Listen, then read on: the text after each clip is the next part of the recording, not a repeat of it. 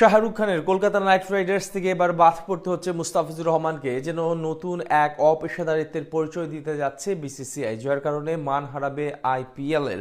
দুনিয়ার শীর্ষ লিগ নিয়ে সমালোচনা হচ্ছে সর্বমহলে, এমনকি কলকাতার দর্শকরাও এই সিদ্ধান্তে বিরক্ত।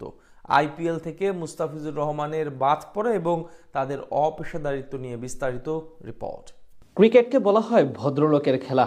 ভদ্রতা, ভ্রাতৃত্ববোধ থেকে শুরু করে পারস্পরিক বন্ধুত্ব, এসব বিশেষণই ঠাঁই হয় খেলাটির নামের সঙ্গে। কিন্তু বিসিসিআই যেন দিন দিন সেটিকে একেবারে নেতিবাচক দিকে নিয়ে যাচ্ছে। পুরো বিশ্ব ক্রিকেটারের জন্য এক বিস্ফোরায় পরিণত হয়েছে এই প্রতিষ্ঠানটি, যার কারণে এবার কপাল পুড়তে যাচ্ছে মুস্তাফিজুর রহমানের, সাথে মান কমতে যাচ্ছে আইপিএল এর। অপেশাদারিত্বের চরম পর্যায়ে পৌঁছে গেছে দুনিয়ার শীর্ষ ফ্র্যাঞ্চাইজি লিগটি।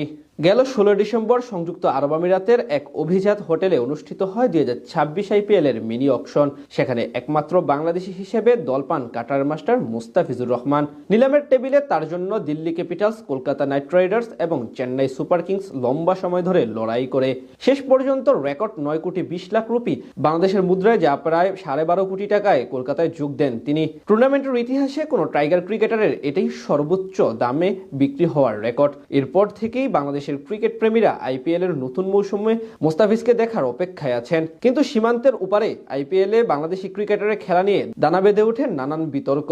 দেশটির অভ্যন্তরীণ ইস্যু এবং কয়েকটি বিতর্কিত কারণে স্থানীয় ক্রিকেট ভক্তদের রোষানলে পড়তে হয় দ্য ফিস এবং তার দল কলকাতা নাইট রাইডার্সকে।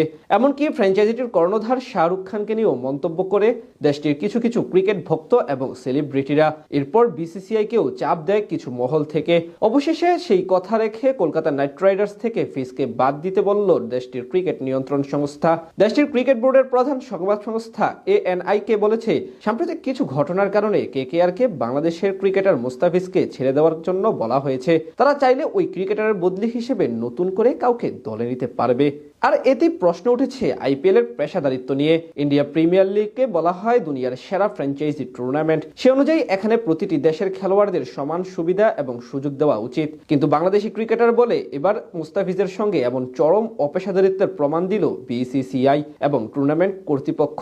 আর এর কারণে এখন বাংলাদেশি ক্রিকেট ভক্তরাও মুখ ফিরিয়ে নিচ্ছে তাদের দিক থেকে। সোশ্যাল মিডিয়া থেকে কলকাতা নাইট রাইডার্স থেকে শুরু করে সবগুলো ফ্র্যাঞ্চাইজিকে আনফলো করছে টাইগার ক্রিকেট ভক্তরা। অনেকে আবার টুর্নামেন্ট বয়কটের ডাক দিয়েছেন, যার কারণে এবার আইপিএল অনেকটাই রং হারাবে। তাছাড়া বিসিসিআইয়ের এমন অদ্ভুত আচরণ এবং খেলার মাঠে অখেলার সুলভ সিদ্ধান্তটিও নিন্দিত হচ্ছে। দিন শেষে 22 গজকে দূষিত করাই যেন প্রধান অভ্যাস হয়ে দাঁড়িয়েছে তাদের। এভাবে চলতে থাকলে আইপিএল তো বটেই, আন্তর্জাতিক ক্রিকেটও এক প্রকার নেতিবাচক অবস্থায় পড়বে।